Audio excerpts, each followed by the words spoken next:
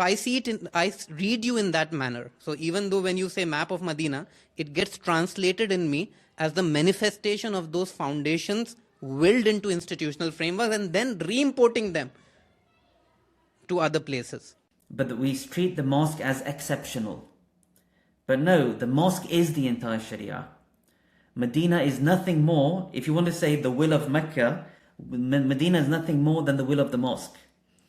Or if at least the organizing of a Muslim community is nothing more than what the mosque represents. Just take the mosque, take it into welfare and you get zakat.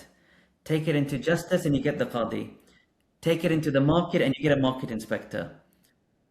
And so it's just, we've forgotten that it's intrinsic. To be a Muslim is to be a social creature. To be a Muslim is to understand how to talk your differences and reach resolution. To be a Muslim is to understand that you reach resolution by appointing a leadership. And to be a Muslim is to understand that that's a leadership that is never absolute. It's held to a particular standard. It's the most fundamental education of all of Islam. So we just need to bring that back home, basically. It's not a Zakat is calling for it or a theory of Medina is calling. No. That's it. That's what it's all about. That's this vision, the will of Mecca. In Medina, it's one thing, manifest. But we just have to get it to the most basic core of our education, because that's the thing that we've forgotten. Because what's happened is this global Muslim community railing from, multiple, a few centuries now of colonization and loss of central. We're on this journey back to find ourselves.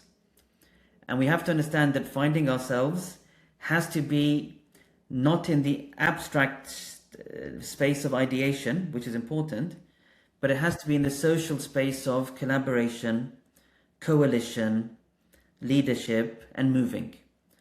Otherwise, if we refuse to come together in our places, and I always emphasize place-based, because it's in place that you live in reality.